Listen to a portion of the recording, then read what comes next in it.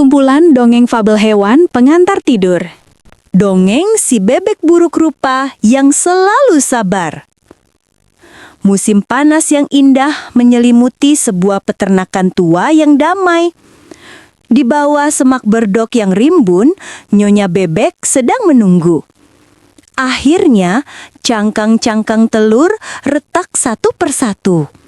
5 anak itik kuning cerah keluar. Kuek, kuek. Mereka kecil, berbulu lembut, dan persis sama.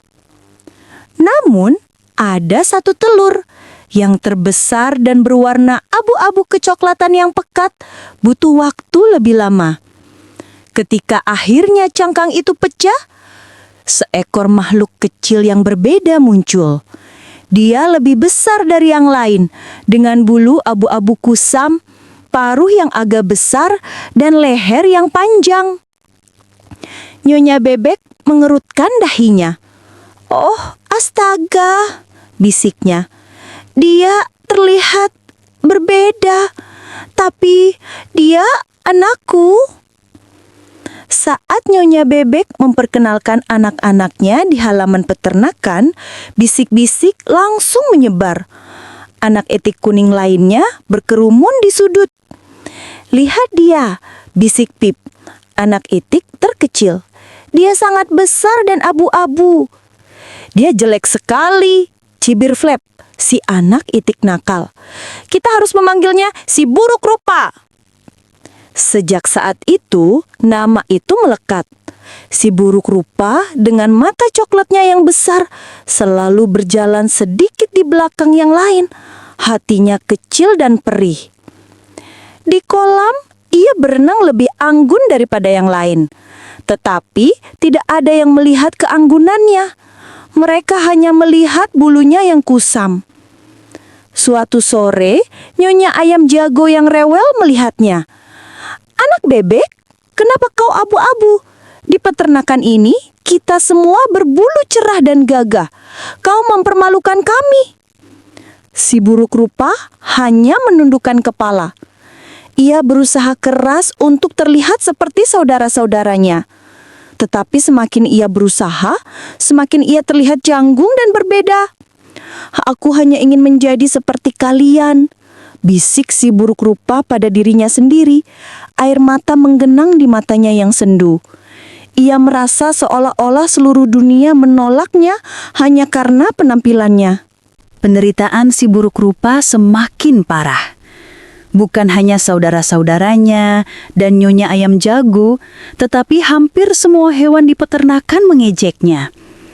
Babi-babi mendengus mencibir, dan bahkan kucing yang biasanya malas pun akan mendesis jijik saat ia lewat. "Minggir, kau makhluk aneh!" seru Flap suatu pagi, sengaja menabrak si buruk rupa hingga terjatuh.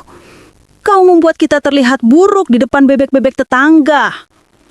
Si buruk rupa merasa hampa. Malam itu, di bawah sinar rembulan perak yang lembut, ia membuat keputusan yang menyedihkan. "Aku tidak bisa tinggal di sini lagi," bisiknya pada bayangannya sendiri di genangan air. "Aku hanya beban. Mungkin ada tempat di dunia ini di mana berbeda itu tidak masalah." Dengan langkah kecil yang berani, si buruk rupa meninggalkan sarangnya yang hangat. Ia berjalan, dan berjalan, hingga peternakan itu hanya tinggal titik di belakangnya. Pengembaraannya membawanya ke rawa-rawa yang luas, penuh dengan alang-alang dan suasana yang asing. Di sana, ia bertemu dengan sekelompok angsa liar. Mereka besar, elegan, dan berwarna putih. Hati si buruk rupa berdebar. Ia mencoba mendekat. "Permisi," cicitnya dengan suara gemetar. "Bolehkah aku tinggal bersama kalian?" Angsa-angsa itu menatapnya dengan rasa ingin tahu. Angsa jantan yang gagah, pemimpin kelompok itu, berkata dengan nada tegas, "Kau bukan dari jenis kami, Nak. Kau terlalu abu-abu. Kami tidak keberatan kau bersembunyi di sini, tetapi jangan coba-coba terbang bersama kami. Kau akan merusak formasi. Meski Tum diizinkan tinggal, ia tetap merasa sendiri. Ia hanya bisa bersembunyi di antara alang-alang, menyaksikan keindahan angsa-angsa putih yang melayang di langit. Ketika musim gugur tiba, dan dedaunan berubah menjadi emas dan merah, angsa-angsa liar itu bersiap untuk bermigrasi ke selatan. "Selamat tinggal," kata angsa jantan itu saat kelompoknya bersiap untuk terbang. "Jaga dirimu, makhluk kecil. Kami berharap kau menemukan tempatmu." Si buruk rupa menatap langit kosong, terpa ingin dingin yang menusuk.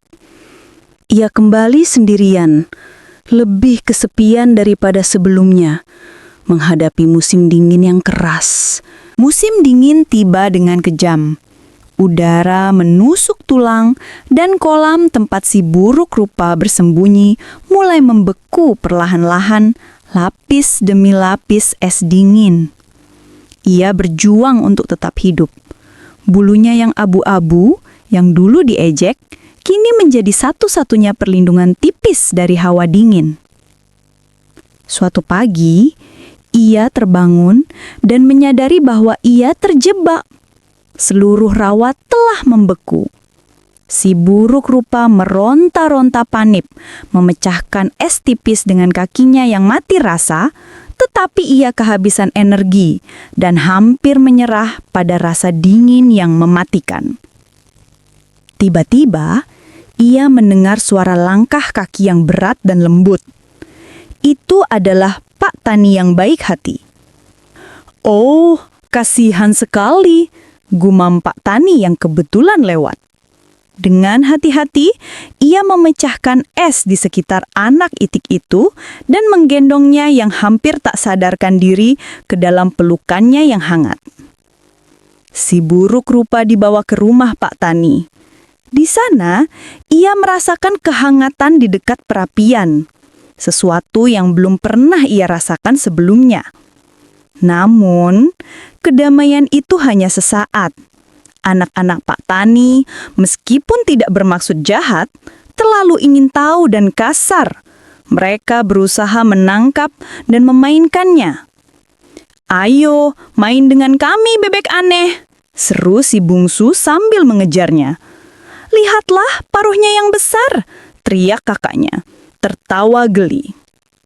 Merasa terancam dan takut, si buruk rupa yang telah melalui begitu banyak trauma kembali panik. Dengan susah payah, ia melarikan diri melalui celah pintu yang terbuka.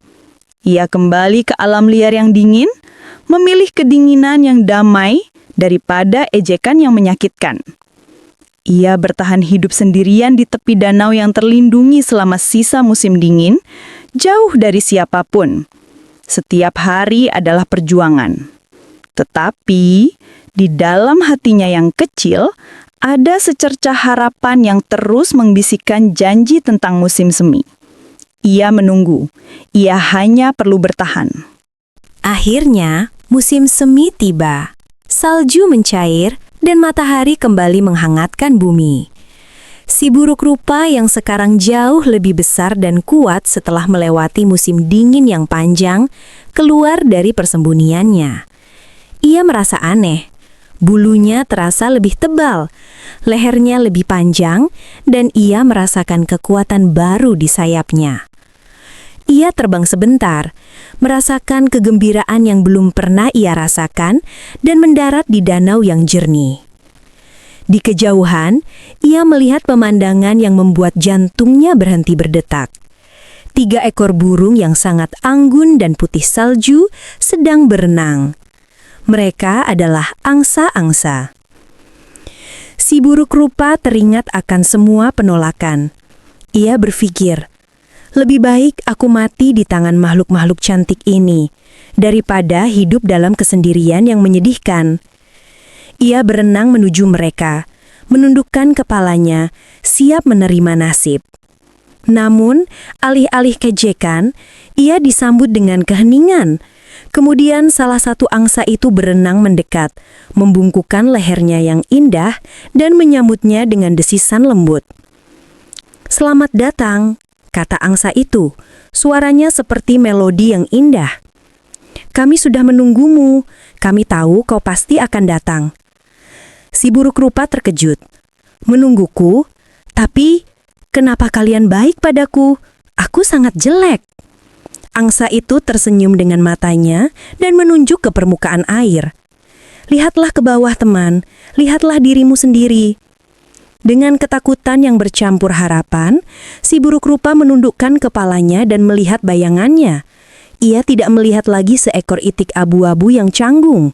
Yang ia lihat adalah seekor angsa muda yang cantik jelita, dengan bulu putih yang bersinar seperti salju dan leher melengkung yang elegan. Ia adalah salah satu dari mereka. Angsa-angsa lainnya mengelilinginya, menyambutnya ke dalam kelompok. Si buruk rupa meluruskan lehernya yang panjang dengan bangga. Rasa sakit dan kesepian di masa lalu lenyap. Ia menyadari bahwa ia tidak pernah menjadi anak itik. Ia selalu menjadi angsa yang menunggu untuk tumbuh. Dengan hati yang penuh sukacita, si buruk rupa yang sekarang adalah angsa cantik melebarkan sayapnya yang besar dan terbang tinggi bersama keluarga barunya, melambung di bawah sinar matahari musim semi. Ia akhirnya menemukan tempatnya, dan yang terpenting, ia menemukan dirinya. Dongeng anak pengantar tidur, dongeng sang musisi dari kota Bremen. Di sebuah desa yang damai di pinggir hutan, hiduplah seekor keledai tua bernama Brimo. Dulu, ia kuat dan rajin mengangkut karung gandum untuk tuannya. Namun kini, punggungnya mulai bungkuk, langkahnya melambat, dan suaranya serak karena usia. Suatu pagi, Brimo mendengar tuannya berkata pada istrinya, "Keledai tua itu tak berguna lagi. Besok aku akan menjualnya ke tukang jagal." Brimo terdiam. Dadanya sesak, tapi matanya menyala. Ia tak mau hidupnya berakhir begitu saja. "Tidak, aku akan pergi ke kota Bremen dan menjadi musisi," serunya mantap. Dengan semangat baru, Brimo mulai berjalan menembus padang dan hutan. Dalam perjalanan, ia bertemu seekor anjing berbulu coklat bernama Roko, terbaring di bawah pohon dengan napas terengah. "Hai sobat, mengapa kau tampak lesu begitu?" tanya Brimo. "Aku terlalu tua untuk berburu," jawab Roko lemah. "Majikanku mengusirku, aku tak tahu harus kemana." "Kalau begitu, ikutlah denganku. Aku akan pergi ke Bremen untuk menjadi musisi. Suaramu pasti cocok untuk menabuh ritme." Roko menatap Brimo, lalu tersenyum. "Bremen? Menarik. Aku akan ikut." Mereka pun berjalan bersama sambil bernyanyi, walau suara Brimo serak dan gonggongan Roko sumbang. Di tepi sungai, mereka bertemu seekor kucing abu-abu bernama Mino, duduk muram di bawah batu. "Kenapa kau tampak sedih, Mino?" tanya Brimo. "Aku terlalu tua untuk menangkap tikus. Nyonya rumah membuangku." "Kalau begitu ikutlah kami. Kami akan jadi musisi di Bremen," kata Roko ceria. Mata Mino berkinar. Ia melompat ringan ke pundak Brimo. Kini, mereka bertiga melangkah menuju senja. Suara mereka membentuk harmoni aneh namun hangat. Petualangan baru pun dimulai. Matahari sore mulai tenggelam di balik pepohonan. Brimo, Roko, dan Mino melangkah bersama di jalan tanah berdebu menuju Bremen. Mereka lapar, lelah, tapi semangat mereka tak padam. Tiba-tiba terdengar suara nyaring dari atas pohon. "Kukuryuk!"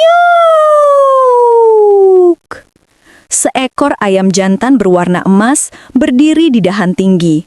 Dadanya membusung dan matanya bersinar sedih. "Hai ayam gagah," seru Brimo. "Mengapa kau bernyanyi begitu sedih?" "Besok pagi, nyonyaku ingin memasakku menjadi sup," jawab si ayam dengan nada getir. "Aku hanya bernyanyi terakhir kalinya, sebelum fajar tiba." Roko menatapnya iba. "Jangan menyerah, kawan. Kami akan pergi ke Bremen untuk menjadi musisi. Suaramu akan jadi nada tinggi yang sempurna." Si ayam terkejut lalu berseri. "Wah, menjadi musisi? Itu terdengar luar biasa. Aku ikut." Ia mengepakkan sayapnya dan melompat ke kepala Brimo, duduk di atas Mino yang menyeimbangkan ekornya seperti konduktor kecil. Keempat sahabat itu kini berjalan dalam barisan lucu. Brimo si keledai, Roko si anjing, Mino si kucing, dan Koko si ayam jantan di puncak piramida. Mereka bernyanyi bersama lagu riang yang menggema di hutan. Bray, guk, meong, kukuruyuk. Menuju Breman, musik untuk dunia. Namun malam turun cepat. Angin malam mulai berhembus dingin. Dan mereka pun mencari tempat untuk bermalam. Dari kejauhan, Mino melihat cahaya berkilat di antara pepohonan. "Lihat, ada rumah di sana," seru Mino. "Mungkin kita bisa istirahat di sana malam ini," kata Brimo. Mereka berjalan mendekat, tak tahu bahwa rumah itu bukan rumah biasa. Di dalamnya terdengar suara tawa kasar dan dentingan gelas. Para perampok sedang berpesta. Malam telah larut. Bulan bersinar lembut di antara pepohonan.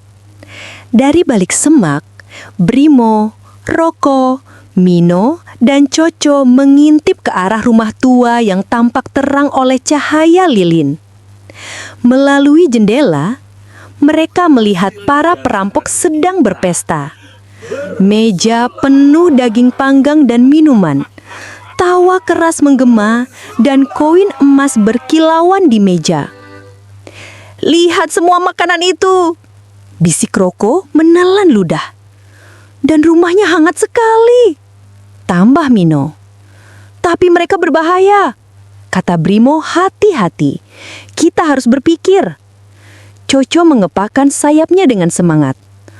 "Bagaimana kalau kita menyanyi? Suara kita pasti bisa bikin mereka lari ketakutan." Brimo berpikir sejenak, lalu tersenyum lebar. "Ide yang bagus, kita buat pertunjukan." Mereka naik ke jendela dalam formasi tinggi.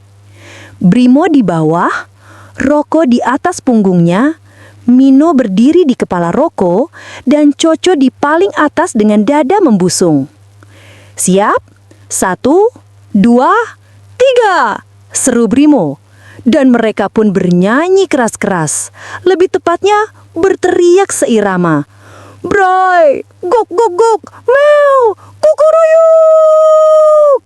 Suara mereka bergema seperti petir di malam sunyi. Lampu dalam rumah bergoyang, piring jatuh, dan para perampok melompat ketakutan. "Hantu! Hantu!" teriak salah satu dari mereka. Dalam kepanikan, mereka berlarian keluar rumah, meninggalkan semua makanan dan harta di meja. Keempat sahabat itu pun tertawa puas. "Hahaha, lihat, kita musisi yang hebat," seru Coco bangga. "Lebih tepatnya, band pengusir perampok," kata Mino sambil tertawa. Malam itu, mereka masuk ke rumah dengan hati gembira. Brimo rebah di dekat perapian, Roko menggonggong pelan sambil berbaring. Mino mendengkur di kursi empuk, dan Coco berdiam di atas palang pintu sebagai penjaga. Untuk pertama kalinya, mereka tidur nyenyak, seperti bintang di atas panggung pertamanya. Pagi tadi, fajar perlahan menyapa hutan.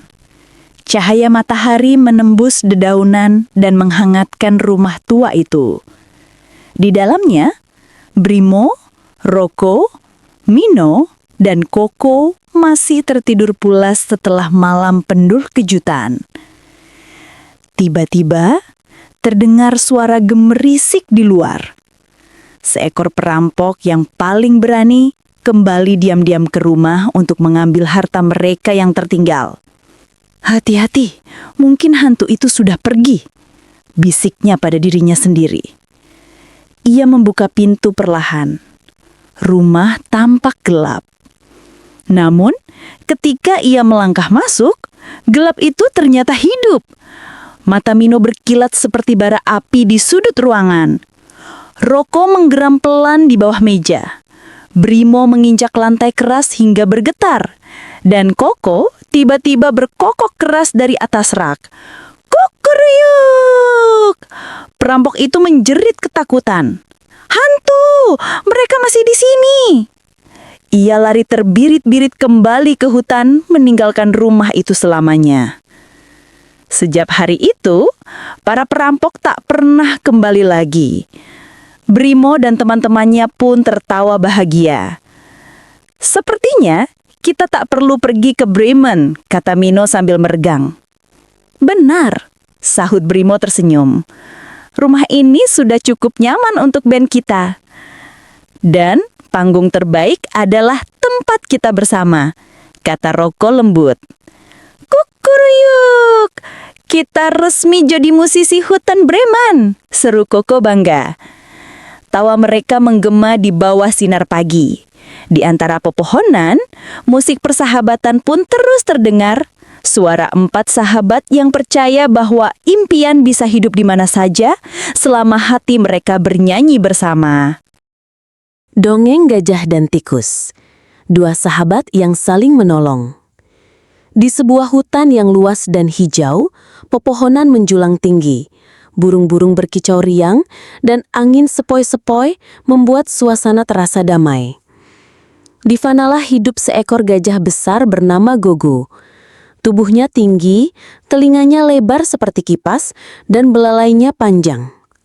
Gogo dikenal sebagai gajah yang ramah, meski kadang agak ceroboh karena tubuhnya sangat besar.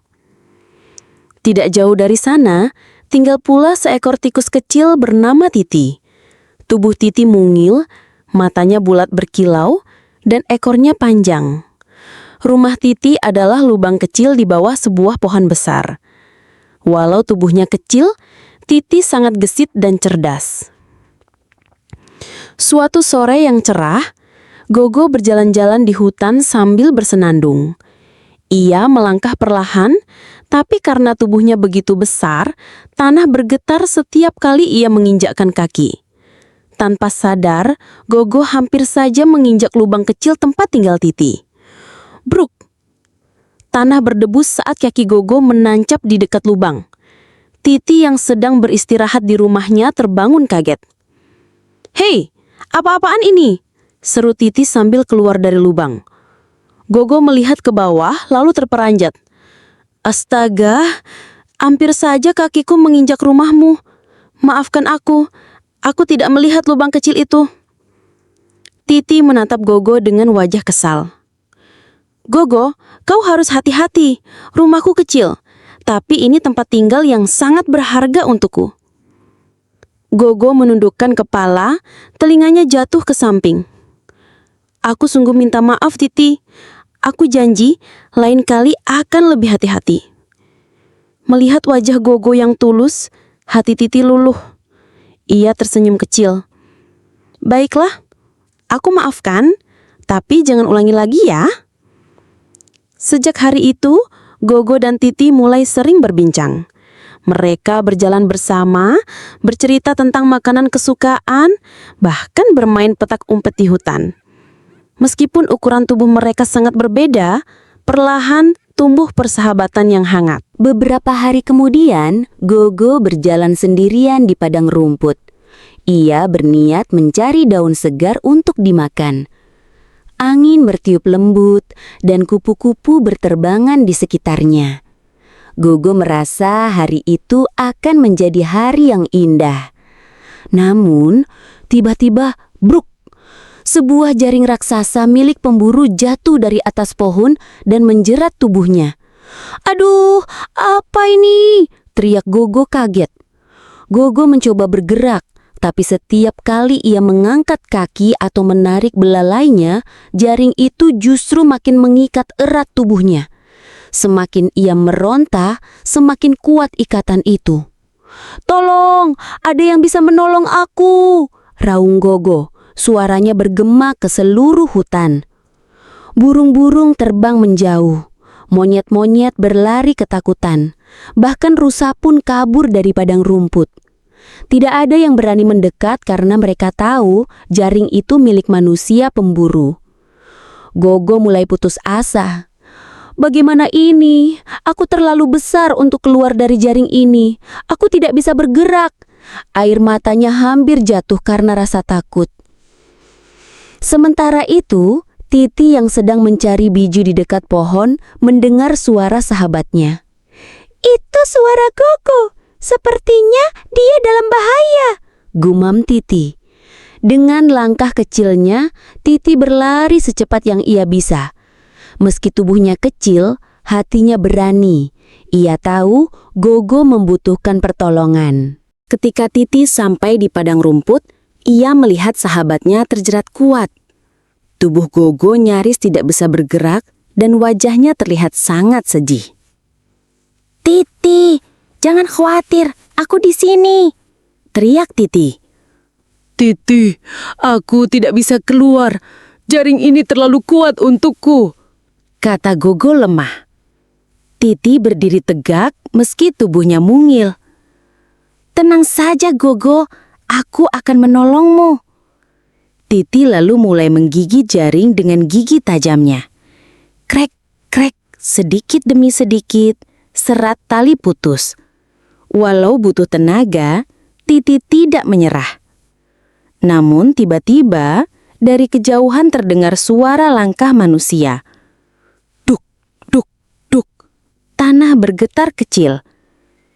"Itu pasti para pemburu," bisik Titi, bulunya merinding. Gogo gemetar. "Kalau mereka datang, aku bisa dibawa pergi atau lebih buruk lagi." "Titi, sembunyi saja. Kau bisa tertangkap kalau tetap di sini," pinta Gogo. Tapi Titi menggeleng tegas. "Tidak Gogo, aku tidak akan meninggalkanmu. Kalau aku berhenti sekarang, kau tidak akan pernah bebas." Dengan penuh keberanian, Titi menggigit jaring lebih cepat. Meski telinganya mendengar suara pemburu makin dekat. Waktu mereka sangat sedikit. Titi tahu hanya ketekmunan yang bisa menyelamatkan sahabatnya. Detik-detik menegangkan itu akhirnya berbuah hasil. Krak! Jaring besar itu mulai sobek lebar. Gogo merasakan tubuhnya semakin longgar. Dan akhirnya ia bisa menggerakkan belalainya. Dengan sekali hentakan kuat, ia berhasil melepaskan diri sepenuhnya. "Aku bebas, aku benar-benar bebas," seru Gogo, wajahnya berseri-seri. Titi meloncat ke jirangan. "Yeay, kita berhasil Gogo!" Tanpa ragu, Titi naik ke kepala Gogo dan tertawa kecil. Gogo menunduk dan berkata dengan suara lembut, "Terima kasih, sahabat kecilku. Aku tidak menyangka tikus sekecilmu bisa menyelamatkan gajah sebesar aku. Kau pahlawanku." Titi tersentuh bangga. Ingatlah Gogo, tidak peduli tubuh kita besar atau kecil, yang penting adalah hati kita. Dengan hati yang berani dan tulus, kita bisa menolong siapa saja. Gogo tersentuh, air matanya hampir jatuh. "Aku berjanji akan selalu menjagamu sahabatku." Mereka berdua pun berjalan kembali ke hutan, bersahabat lebih erat dari sebelumnya. Burung-burung yang melihat kejadian itu berkicau riang, seolah ikut merayakan kebebasan Gogo. Sejak saat itu, Gogo dan Titi dikenal sebagai sahabat sejati yang tak terpisahkan. Mereka saling menolong, saling melindungi, dan mengajarkan pada seluruh hutan bahwa persahabatan tidak mengenal ukuran tubuh. Persahabatan sejati lahir dari hati yang saling menolong. Tidak peduli kecil atau besar, setiap makhluk bisa membawa kebaikan bagi yang lain. Dongeng Ikan Mas Ajaib dan Nelayan Serakah. Di sebuah kampung kecil di tepi laut, hiduplah seorang nelayan bernama Pak Jaya bersama istrinya, Bu Sena, dan anak mereka, Lili. Rumah mereka sangat sederhana, berdiri di atas tiang kayu di pinggir pantai. Setiap pagi, Pak Jaya mendayung perahu kecilnya ke laut. Jaring yang ia bawa sudah tua dan sering robek. "Semoga hari ini aku dapat ikan yang banyak," gumamnya sambil menarik dayung. Dari tepi pantai, Lili melambaikan tangan. "Ayah, hati-hati ya, jangan terlalu jauh ke laut," teriaknya. Bu Sena tersenyum. Semoga ayahmu membawa pulang rezeki. Hari itu, laut sangat tenang. Burung camar berputar-putar di atas air. Pak Jaya pun melempar jaringnya. Tiba-tiba, jaringnya terasa sangat berat. Ia menarik, dan menarik lagi. Wah, apa ini? Rasanya bukan ikan biasa, katanya dengan keringat bercucuran. Ketika jaring berhasil ia angkat, tampaklah seekor ikan mas berkilau emas. Sisiknya berpendar seperti cahaya matahari. Dan ajaibnya, ikan itu berbicara. "Pak Jaya, lepaskan aku," kata ikan itu dengan suara lembut. "Aku bukan ikan biasa, aku ikan mas ajaib. Jika kau melepaskanku, aku akan mengabulkan satu permintaanmu." Pak Jaya terkejut. Astaga, ikan bicara? Aku tidak salah dengar? Lili yang melihat dari jauh berlari mendekat. "Ayah, ikan itu bersinar, cantik sekali." Pak Jaya menatap ikan itu lama. Hatinya bingung, antara percaya dan tidak. Namun ikan mas menatapnya dengan mata jernih. "Aku tidak bohong," ucapnya. "Pilihlah satu permintaan dan itu akan terkabul." Pak Jaya menelan ludah. Ia memikirkan rumah yang reot, jaring yang robek, dan dapur yang sering kosong. Dalam hatinya, ia mulai berbisik, "Mungkin ini saatnya hidupku berubah." Pak Jaya memandang ikan mas ajaib itu dengan mata berbinar. Ia teringat rumah kecil mereka yang reyot dan sering bocor jika hujan turun. Ia juga teringat jala tuanya yang sering robek, membuat hasil tangkapannya sedikit. Dengan suara ragu, ia berkata, "Kalau begitu, aku ingin jala yang kuat dan perahu yang tidak bocor lagi. Hanya itu." Ikan mas tersenyum. "Baiklah Pak Jaya, permintaanmu terkabul." Tiba-tiba, jaring tua di perahu berubah menjadi jala baru yang kuat dan berkilau. Perahu yang hampir karam pun tampak seperti baru dibuat. "Wah, luar biasa!" seru Pak Jaya dengan mata terbelalak. Ia melepaskan ikan mas kembali ke laut. "Terima kasih ikan mas ajaib." Ketika ia pulang ke pantai, Bu Sena terkejut. "Ayah, ini benar perahu kita? Kok seperti baru?" Lili pun bersorak gembira. "Ayah hebat, sekarang kita bisa makan ikan lebih banyak." Hari-hari berikutnya, hasil tangkapan Pak Jaya semakin melimpah. Dapur rumah kecil itu selalu berasap, dan suara tawa sering terdengar di malam hari. Namun kebahagiaan itu tidak berlangsung lama. Suatu pagi, Pak Jaya melihat tetangganya membangun rumah kayu besar yang indah di tepi pantai. Rumah itu tampak megah dibanding rumahnya yang sederhana. Rumahku masih kecil. Andai saja aku bisa punya rumah besar seperti itu," gumam Pak Jaya. Matanya mulai penuh rasa iri. Malamnya ia tidak bisa tidur. Ia terus memikirkan rumah besar. Akhirnya ia berkata pada Bu Sena, "Besok aku akan memanggil ikan mas itu lagi. Kita pantas tinggal di rumah yang megah, bukan gubuk kecil." Bu Sena menggeleng. "Tapi ayah, kita sudah cukup. Kita punya jala baru, perahu kuat, dan ikan yang banyak." Namun Pak Jaya tidak mendengarkan. Dalam hatinya, api keinginan mulai menyala. Ia tidak sadar, itulah awal dari keserakahannya. Keesokan harinya, Pak Jaya mendayung perahunya ke laut. Ia memanggil dengan suara keras, "Ikan mas ajaib, datanglah, aku butuh bantuanmu lagi." Air laut beriak dan ikan mas muncul dengan sinar emasnya. "Pak Jaya, apalagi yang kau inginkan?" tanyanya lembut. Pak Jaya menunduk sebentar lalu berkata, Aku ingin rumah besar di tepi pantai, lebih indah dari rumah siapapun di kampung ini. Ikan mas menghela napas, tetapi ia tetap menjawab, "Baiklah, pulanglah dan lihatlah rumahmu." Pak Jaya segera mendayung pulang.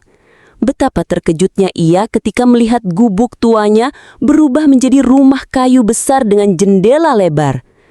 Lili bersorak, "Ayah, rumah kita jadi istana." Awalnya Pak Jaya senang, namun lama-kelamaan ia merasa masih kurang. Dari jendela rumah barunya, ia melihat juragan kapal yang memiliki banyak perahu dan anak buah. "Mengapa aku hanya nelayan biasa? Aku harus jadi juragan juga," pikirnya. Beberapa hari kemudian, ia kembali memanggil ikan mas. "Ikan mas," katanya dengan suara keras, "aku ingin menjadi juragan kapal dengan banyak nelayan yang bekerja padaku." Sekali lagi, ikan mas memenuhi keinginannya. Tiba-tiba, dermaga penuh dengan kapal besar milik Pak Jaya dan banyak nelayan yang memanggilnya, "Juragan, juragan!" Namun konflik baru muncul. Nelayan lain mulai iri dan berbisik-bisik. Pak Jaya dulu sederhana, sekarang sombong. Ia tak mau lagi berbagi. Bu Sena menegur, "Ayah, lihatlah, kita sudah terlalu banyak. Orang-orang mulai menjauh." Tetapi Pak Jaya tidak peduli. Di dalam hatinya, ia ingin lebih lagi. "Kalau aku bisa jadi juragan, mengapa aku tidak bisa jadi penguasa seluruh kampung nelayan ini? Semua orang harus tunduk padaku." Itulah konflik kedua. Pak Jaya tidak hanya menginginkan harta, tapi juga kekuasaan. Ikan mas menatapnya dengan mata sayu ketika ia dipanggil lagi. "Pak Jaya, apakah hatimu tidak pernah cukup?" Namun Pak Jaya hanya menjawab, "Aku mau lebih, lebih. Aku ingin berpuasa atas semua orang." Ombak laut pun mulai bergejolak, tanda bahwa sesuatu tidak beres. Laut tiba-tiba bergemuruh. Angin bertiup kencang. Awan hitam menutup langit. Petir menyambar. Ombak tinggi mengguncang dermaga. Semua kapal Pak Jaya terombang-ambing. Pak Jaya berlari ke tepi pantai, memanggil dengan panik, "Ikan mas, tolong aku. Aku ingin jadi penguasa. Aku ingin semuanya." Ikan mas muncul, tetapi kali ini sinarnya redup. Dengan suara dalam, ia berkata, "Pak Jaya, keserakahanmu telah membuatmu lupa bersyukur. Kau ingin segalanya, tapi hatimu kosong. Kini semua akan kembali seperti semula." Sekejap kemudian, ombak besar datang dan menyapu dermaga. Kapal-kapal mewah Pak Jaya hilang, rumah besar roboh, dan semua orang pergi meninggalkannya. Saat fajar tiba, hanya tersisa perahu lamanya yang bocor, dan jala tua yang robek persis seperti dulu. Pak Jaya terduduk di pasir, wajahnya muram. Lili memeluknya. "Ayah, tidak apa-apa. Kita masih punya satu sama lain." Bu Sena mengangguk. "Yang penting kita selamat. Bersyukur itu lebih baik daripada serakah." Pak Jaya menunduk. Air matanya jatuh ke pasir. Ia sadar betapa salahnya ia. "Maafkan aku," katanya pelan. "Mulai sekarang, aku akan bekerja dengan jala ini apa adanya. Dan aku akan selalu bersyukur atas rezeki kecil yang Tuhan berikan." Hari-hari berikutnya, Pak Jaya kembali melaut dengan perahu tuanya. Ia menambal jala sendiri, dan meski hasil tangkapan tidak banyak, ia selalu tersenyum. Setiap kali mendapat ikan, ia berbagi dengan tetangganya. Perlahan orang-orang kembali menghormatinya, bukan karena harta atau kuasa, tapi karena hatinya yang tulus. Sejak itu, Lili selalu mengingatkan ayahnya. "Ayah, bersyukur membuat yang sedikit terasa banyak." Dan Pak Jaya pun menjawab, "Benar nak, keserakahan membuat yang banyak terasa tidak cukup." Dongeng ikan mas baik hati dan ular yang rakus. Di sebuah sungai yang jernih dan berkilauan, hiduplah seekor ikan mas dengan sisik berwarna keemasan. Setiap kali ia berenang, sinarnya memantul seperti cahaya matahari. Ikan mas dikenal ramah dan baik hati. Setiap kali menemukan makanan, ia memanggil teman-teman kecilnya. "Ayo, mari makan bersama. Kalau kita berbagi, semua merasa kenyang dan bahagia." Ikan-ikan kecil datang berlarian, berenang sambil melompat di antara gelembung air. Mereka tertawa, bermain, dan makan bersama. Suasana sungai penuh dengan keceriaan. Namun, di celah batu yang gelap bersembunyi seekor ular air. Tubuhnya panjang, matanya tajam, dan pikirannya dipenuhi niat buruk. Ia berbisik dengan suara dingin. "Kenapa mereka harus berbagi? Semua makanan itu harusnya menjadi milikku. Bahkan semua ikan itu seharusnya jadi santapanku." Sungai yang damai ternyata menyimpan rahasia. Air yang tenang itu sebenarnya diawasi oleh mata lapar yang menunggu kesempatan. Keesokan harinya, ular keluar dari persembunyian. Ia bergerak pelan. Tubuhnya meluncur di air hingga menimbulkan riak. Dari kejauhan, ia melihat ikan mas bersama ikan-ikan kecil sedang bermain. Dengan lembut, ikan mas berkata, "Ayo, mari bermain bersama. Hari ini sungguh indah dan cerah." Ikan-ikan kecil tertawa dan melompat-lompat. Tapi tiba-tiba suara desisan membuat mereka terdiam. "Hari ini indah untuk kalian, tapi akan buruk untuk kalian. Aku lapar," ujar ular sambil menatap tajam. Ia meluncur cepat, mencoba menangkap semua ikan. Ikan-ikan kecil berteriak, "Tolong, cepat sembunyi, ular datang." Ikan mas berusaha menenangkan. "Jangan panik, mari berenang ke balik daun teratai. Di sana kita aman." Ikan-ikan segera berenang berkelompok, bersembunyi di balik dedaunan air. Ular mencoba menangkap mereka, tetapi gagal.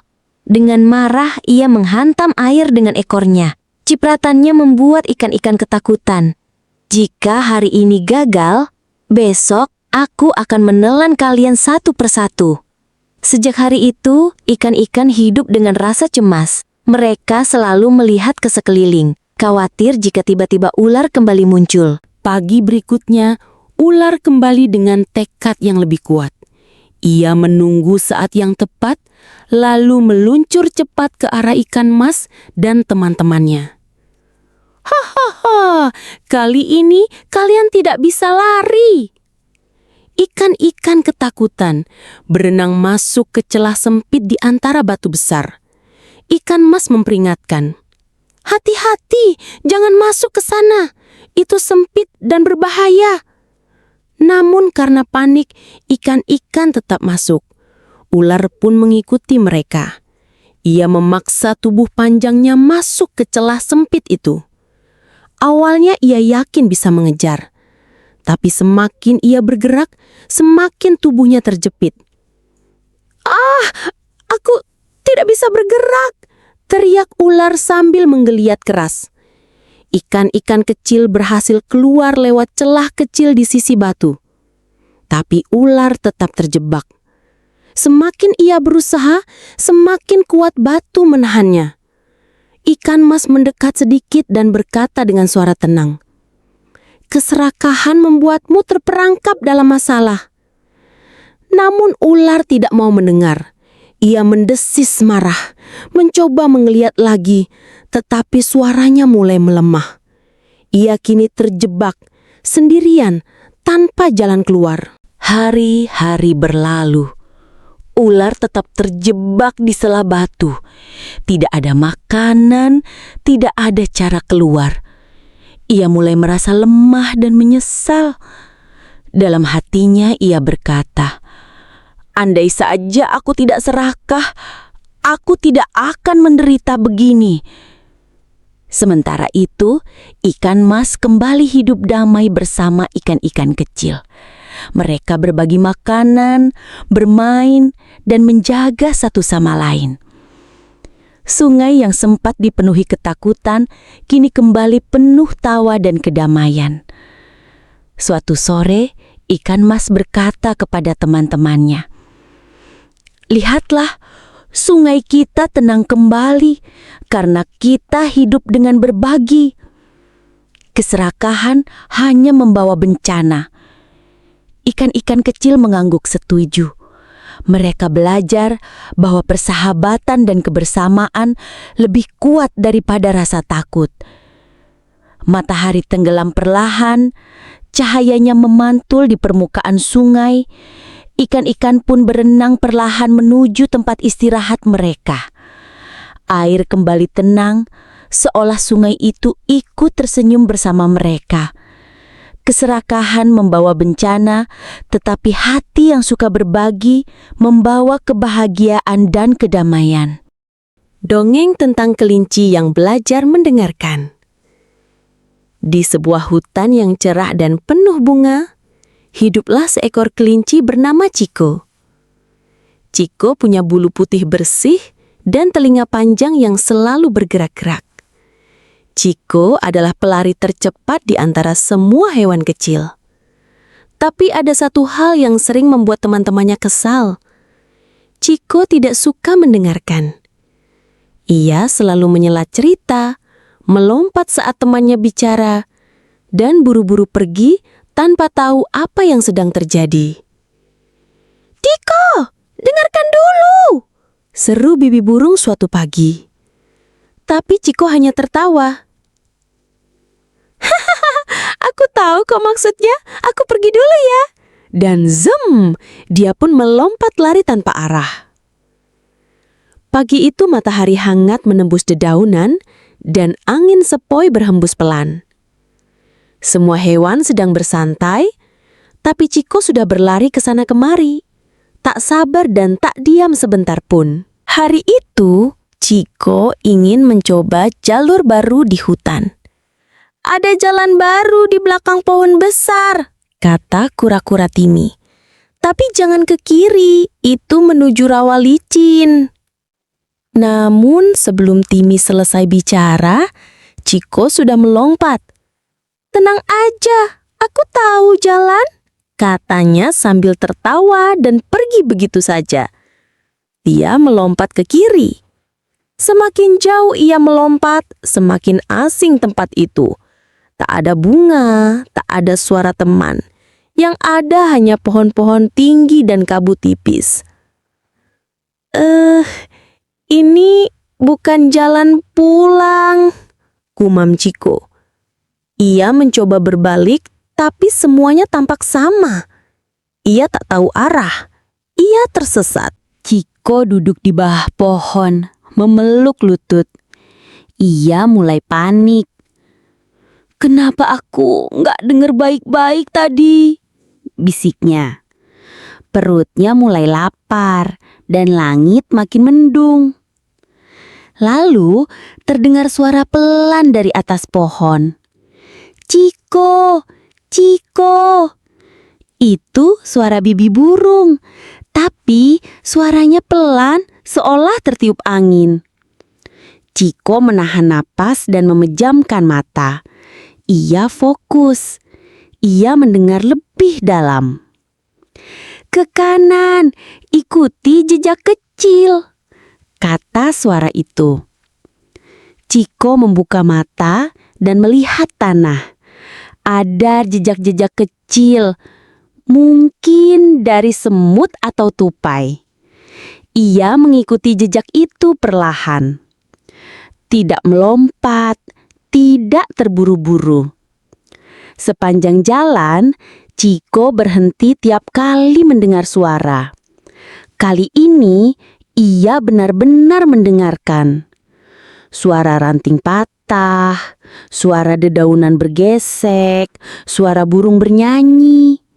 Dan sedikit demi sedikit, hutan mulai terasa akrab kembali. Langkah demi langkah, suara-suara mulai terasa akrab. Ciko melihat sarang burung yang ia kenal. Lalu semak tempat ia biasa bermain. "Rumahku!" serunya senang. Bibi burung terbang mendekat. "Kamu baik-baik saja?" Ciko mengangguk cepat. Aku Aku tersesat.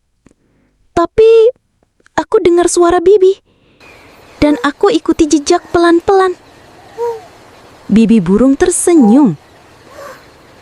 Akhirnya kamu mendengarkan. Sejak hari itu, Ciko berubah. Ia masih cepat larinya. Tapi sekarang ia tahu kapan harus berhenti dan mendengarkan dulu. Saat teman berbicara, Ciko duduk diam. Saat ada nasihat, ia fokus. Dan saat bermain, ia tidak buru-buru.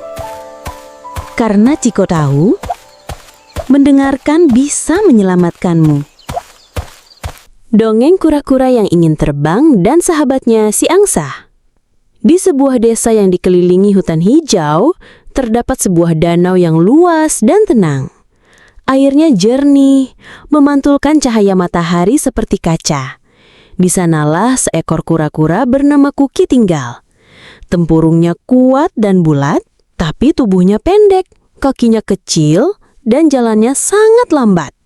Walaupun begitu, Kuki adalah hewan yang ramah, suka menyapa siapa saja yang ditemuinya. Setiap sore, Kuki berjalan perlahan menuju tepi danau. Di sana, ia bertemu dengan sahabatnya, seekor angsa putih bernama Anggi. Bulu Anggi berkilau seperti kapas bersih, dan suaranya lembut menenangkan. Mereka berdua selalu duduk bersama sambil berbincang.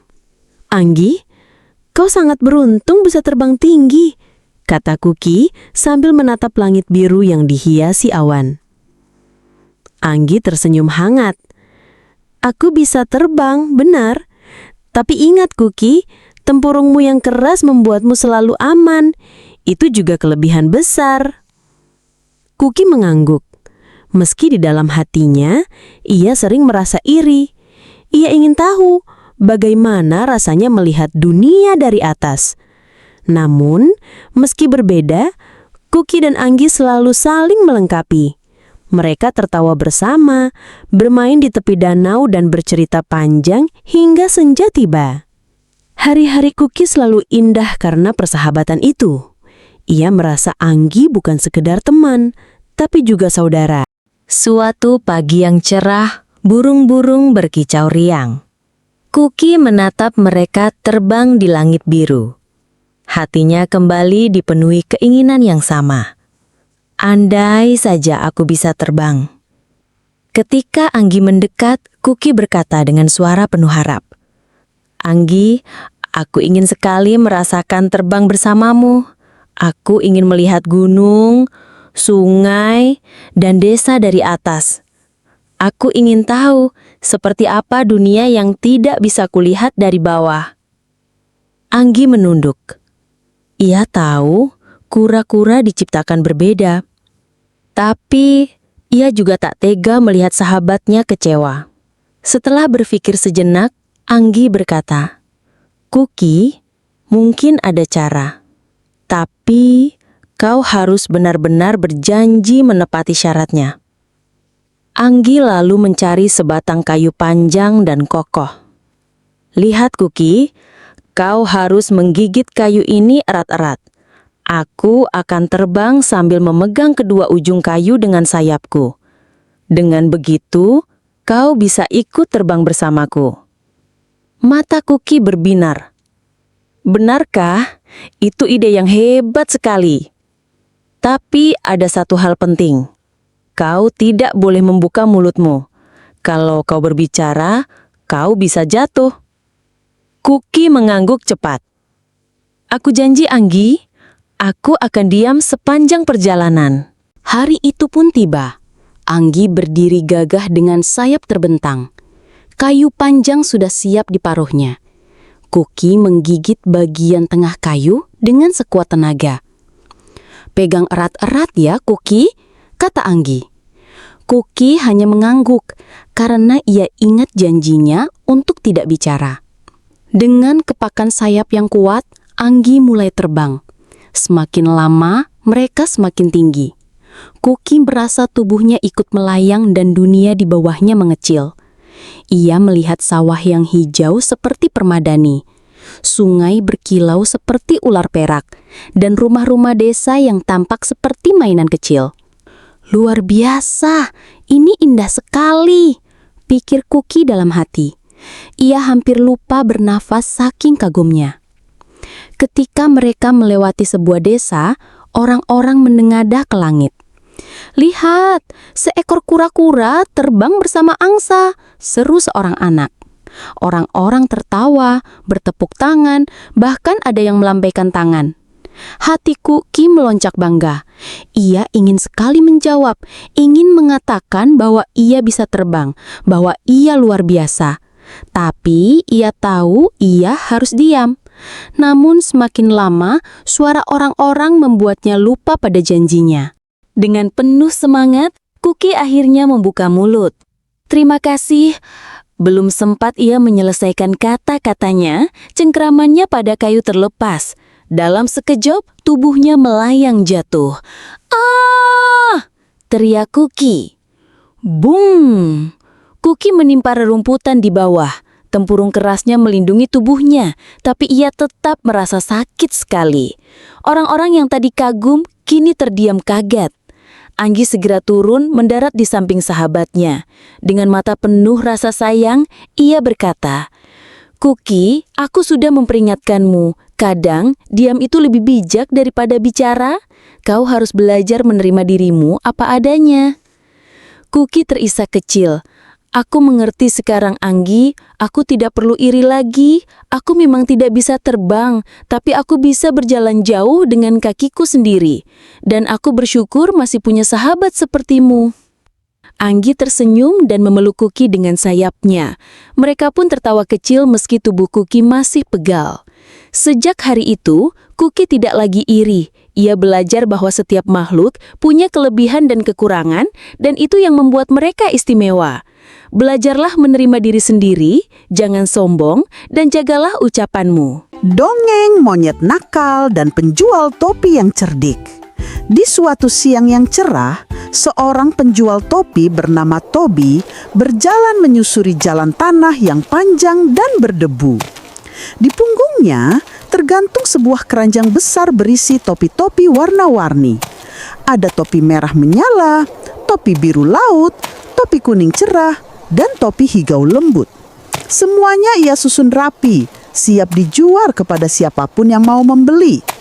Sambil melangkah, Tobi berseru dengan suara riang, "Topi, topi cantik untuk semua, lindungi kepala dari panas matahari." Ia berharap ada pembeli, tetapi jalan sepi. Burung-burung saja yang berkicau dari kejauhan. Hari semakin panas, matahari bersinar tepat di atas kepala, membuat peluh menetes di kening Tobi. Langkahnya melambat. Ia mengipasi wajah dengan tangannya. Betapa teriknya hari ini. Aku butuh tempat berteduh sebentar." Tak lama, Tobi melihat sebuah pohon besar dengan dahan lebar dan daun hijau rimbun. Angin berhembus lembut, seolah mengundangnya untuk beristirahat. Ia tersenyum lega. "Inilah tempat yang sempurna," katanya. Ia menurunkan keranjang, lalu duduk bersandar pada batang pohon. Udara sejuk membuat matanya terasa berat. "Aku hanya tidur sebentar. Setelah itu, melanjutkan perjalanan," gumamnya sambil menguap. Perlahan, mata Tobi terpejam. Nafasnya mulai teratur, dan ia pun terlelap. Namun, di atas pohon ada beberapa pasang mata yang mengintip. Seekor monyet kecil bernama Mimi ditemani Momo dan Momo melihat keranjang penuh topi dengan tatapan nakal. Ekor mereka bergoyang, mulut mereka tersenyum lebar. "Lihat itu," bisik Mimi pelan. "Topi-topi berwarna indah. Betapa lucunya kalau kita memakainya." Momo dan Momo mengangguk bersemangat. Pohon rindang itu yang awalnya menjadi tempat istirahat Tobi, kini juga menjadi awal sebuah kejutan besar. Saat Tobi tidur nyenyak di bawah pohon, ketiga monyet kecil, Mimi, Mumu, dan Mumu, tak bisa menahan rasa penasaran. Mereka melompat-lompat di dahan, mendekat pelan-pelan ke keranjang penuh topi. "Wah, lihat yang merah ini," bisik Mimi sambil menunjuk. "Yang biru lebih keren, cocok untukku," kata Momo bersemangat. "Aku mau yang kuning, cerah seperti matahari," sahut Mumu sambil tertawa kecil. Tanpa pikir panjang, mereka pun turun. Dengan cekatan, Mimi mengambil satu topi merah dan langsung memakainya. Momo menyambar topi biru, lalu meloncat ke dahan tinggi.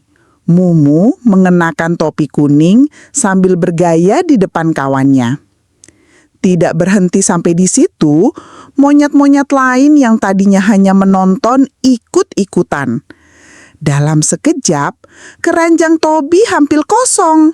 Semua monyet kini berlarian di cabang-cabang pohon sambil mengenakan topi. Dari kejauhan, pemandangan itu seperti pesta aneh. Pohon besar penuh monyet bertopi warna-warni. Ada yang menari, ada yang berayun, ada pula yang berpose lucu. Suasana begitu riuh dan penuh tawa. Tak lama kemudian, Tobi terbangun karena mendengar suara gaduh. Ia mengucek mata lalu terkejut bukan main. "Astaga, topiku hilang semua!" Ia menoleh ke atas dan mulutnya terbuka lebar. Hampir setiap monyet di pohon memakai topinya. "Hei, itu topiku! Kembalikan sekarang juga!" teriak Tobi dengan suara keras. Namun, apa yang terjadi? Monyet-monyet itu malah menirukan teriakannya. "Hei, itu topiku! Kembalikan sekarang juga!" sahut mereka sambil menirukan gerakan Tobi. Tobi melompat-lompat ke bawah pohon. Monyet juga ikut melompat-lompat di atas pohon. Tobi melambaikan tangan, monyet pun menirukan. Alih-alih mendapat kembali topinya, Tobi justru semakin bingung dan kesal. Di saat itulah ia sadar satu hal penting. Monyet sangat suka meniru. Tobi berdiri di bawah pohon dengan wajah cemas. Keringat bercucuran, bukan hanya karena panas, tapi juga karena bingung. Ia menatap monyet-monyet kecil yang bergelantungan sambil tertawa. "Bagaimana caranya aku bisa mengambil topi-topi itu kembali?" gumamnya. Ia mencoba melambaikan tangan keras-keras. Seperti dugaan, semua monyet juga melambaikan tangan sambil menertawakannya. "Kalau aku berteriak, mereka meniruku. Kalau aku melompat, mereka juga melompat. Kalau begitu aku harus memikirkan sesuatu yang lebih pintar," pikir Tobi. Ia mengusap dagu, lalu tiba-tiba tersenyum. "Aku tahu, mereka suka meniru kan? Aku bisa memanfaatkannya." Dengan tenang, Tobi melepas topi yang masih dipakainya. Ia mengangkat topi itu tinggi-tinggi agar semua monyet melihatnya. "Perhatikan baik-baik," katanya pelan, meski monyet tidak mengerti kata-katanya. Kemudian, dengan gerakan pelan tapi jelas, ia melemparkan topi itu ke tanah. Mimi berseru, "Lihat, manusia itu melempar topinya." "Kalau begitu aku juga mau lempar," teriak Momo lalu melempar topinya ke bawah.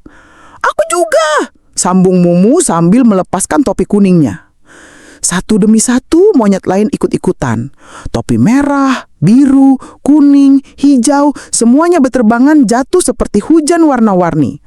Tobi bergegas mengumpulkannya dengan cepat. Senyumnya semakin lebar. Keranjangnya perlahan kembali penuh. Namun ketika ia hampir selesai, tiba-tiba terdengar suara berat dari atas pohon. "Tidak semua topi akan kau bawa, manusia." Tobi menoleh ke atas. Seekor monyet besar, tubuhnya kekar, wajahnya serius, turun dengan perlahan. Namanya Bubu. Ia memegang sebuah topi hitam di kepalanya. Dan jelas sekali, ia tidak berniat melemparkannya. Keranjang hampir penuh, tapi satu topi masih tertahan. Tobi harus menemukan cara lain untuk mendapatkannya. Tobi menatap monyet besar bernama Bubu dengan hati-hati. Tubuh Bubu jauh lebih besar dari monyet-monyet lain, dan matanya tajam, seakan ingin berkata, "Aku pemimpin di sini." Di kepalanya bertengger topi hitam milik Toby, terlihat pas dan gagah. Toby mencoba berbicara dengan suara lembut. "Hai temanku, itu topi milikku. Bisakah kau mengembalikannya?" Bubu hanya menggeleng pelan. "Tidak, aku suka topi ini. Aku ingin menyimpannya." Suaranya berat, membuat monyet-monyet kecil di sekitar terdiam. Toby menarik napas panjang. Ia tidak ingin marah. Ia tahu semakin marah, semakin sulit ia mendapatkan topinya kembali. Maka ia berpikir keras. Monyet selalu meniru. Itu berhasil tadi. Mungkin aku bisa mengulanginya, tapi dengan cara berbeda. Tiba-tiba Toby mengambil sehelai daun lebar yang jatuh di tanah. Ia tersenyum, lalu mengenakan daun itu di kepalanya seperti topi. Ia berjalan berputar-putar, seakan-akan daun itu adalah topi paling indah di dunia. Melihat itu, monyet-monyet kecil tertawa dan bersorak. "Lihat, manusia itu pakai daun," seru Mimi. Bubu yang penasaran ikut mencoba. Ia melepas topi hitam, lalu mengganti dengan daun. Namun saat ia sedang sibuk menata daunnya, topi hitam itu terjatuh ke tanah. Dengan sigap, Toby memungutnya. Ia tersenyum lega. "Terima kasih, Bubu. Sekarang semua topi sudah kembali." Monyet-monyet kecil bersorak riang. Mereka berlari-lari sambil tetap memakai daun di kepala, seolah ikut pesta topi.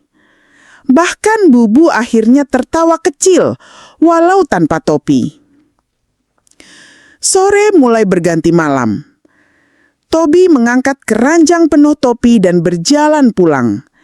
Dalam hati ia berkata, "Masalah bisa diatasi bukan dengan amarah, tapi dengan kecerdikan dan kesabaran." Gogo si gajah yang tak mau berbagi air. Di sebuah hutan lebat yang hijau dan damai, hiduplah seekor gajah besar bernama Gogo. Tubuhnya besar, telinganya lebar, dan belalainya panjang bisa menjangkau daun tertinggi. Gogo terkenal sebagai gajah yang kuat, tetapi juga agak sombong. Ia suka berjalan sendirian dan jarang bermain dengan hewan lain.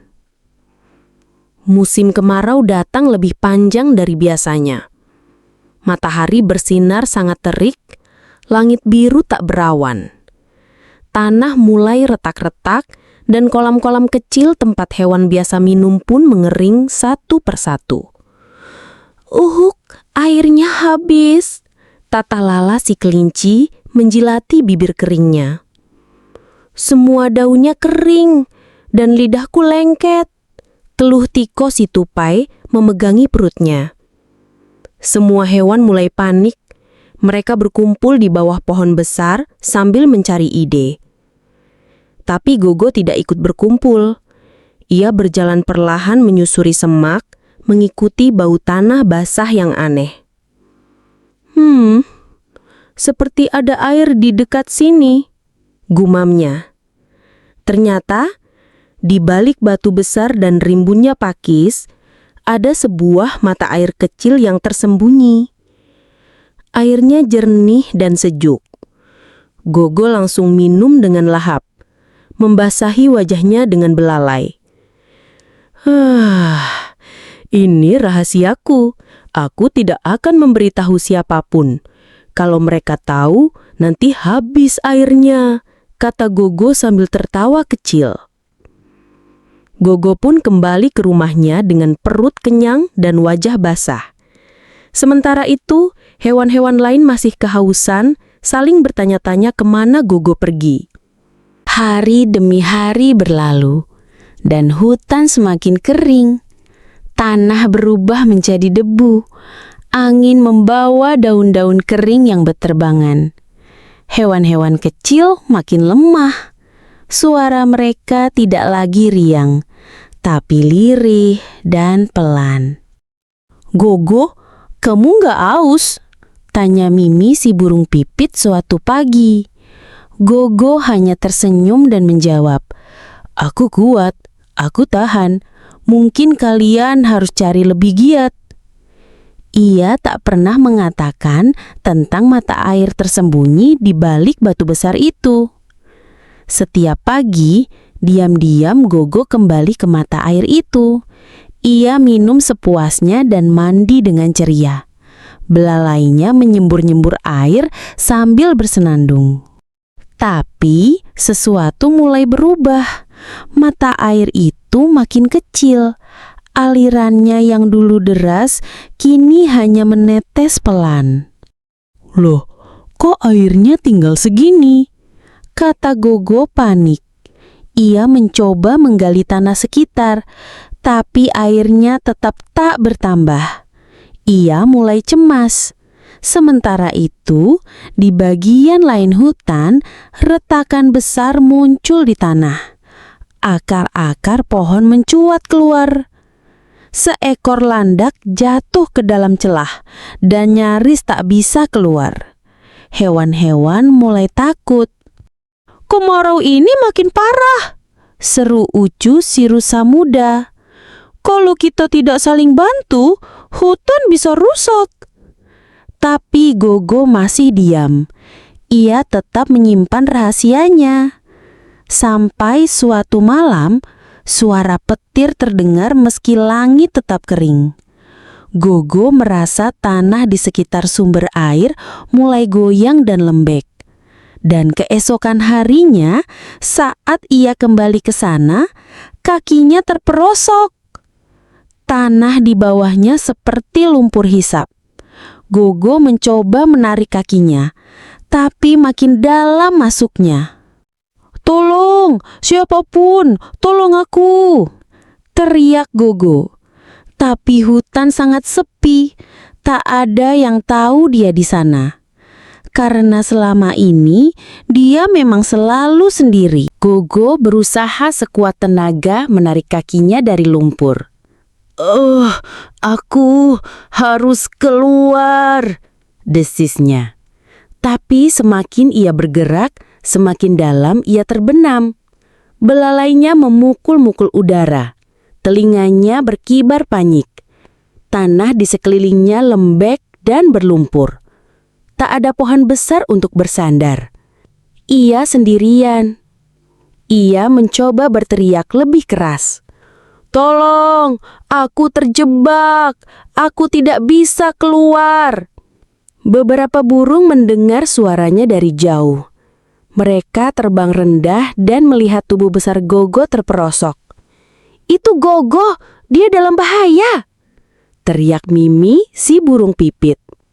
Mimi segera memanggil hewan-hewan kecil yang dulu pernah ditolak Gogo.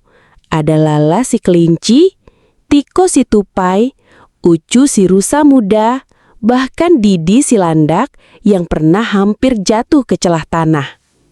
"Apa kita mau bantu Gogo?" tanya Lala ragu. "Dia kan nggak pernah mau bantu kita waktu kita haus," ujar Tiko. "Tapi kalau kita biarkan dia begitu saja, kita sama saja seperti dia dulu," ucap Mimi lembut. Semua diam. Lalu Didi si landak berkata, "Mungkin inilah saatnya kita tunjukkan bahwa kecil bukan berarti tak bisa menolong." Akhirnya mereka membawa tali akar panjang, membuat ranting pengait, dan saling bekerja sama. Ucu berdiri di tanah yang keras. Tiko melilitkan tali di pohon, Mimi memberi aba-aba dari atas, dan Lala menyemangati Gogo. "Ayo Gogo, pegang talinya dengan belalaimu. Kami tarik bersama-sama," seru Mimi. Dengan satu hentakan kuat, hup, biuk, Gogo akhirnya berhasil ditarik keluar. Seluruh tubuhnya penuh lumpur, napasnya ngos-ngosan, matanya berkaca-kaca. Ia memandang mereka semua. Kecil, kurus, tapi luar biasa. Setelah berhasil keluar dari lumpur, Gogo berdiri gemetar. Tubuhnya penuh lumpur, napasnya berat, tapi hatinya terasa ringan. Ia memandangi teman-teman kecil yang telah menyelamatkannya. "Kenapa kalian mau menolongku?" tanya Gogo lirih. Lala si kelinci tersenyum. "Karena meskipun kamu tidak berbagi, kami tidak ingin kehilangan teman." Gogo terdiam. Untuk pertama kalinya dalam hidupnya, ia merasa kecil. Bukan karena tubuhnya, tapi karena sikapnya dulu. Keesokan harinya, Gogo bangun lebih pagi. Ia tidak pergi sendiri ke sumber air. Ia mengajak semua hewan dan berkata, "Maafkan aku sudah salah. Mulai sekarang, air ini untuk kita semua." Hewan-hewan terkejut, tapi lalu mereka bersorak bahagia. Gogo membiarkan burung-burung mandi di belalainya, membagikan air dengan tupai, rusa, landak, dan bahkan tikus kecil. Hari-hari berlalu, hutan masih kering, tapi kini tak ada yang sendirian. Semua saling membantu, berbagi makanan, berteduh bersama, dan menyanyi di malam hari. Dan Gogo bukan cuma si gajah besar yang kuat. Ia kini dikenal sebagai teman yang paling baik hati.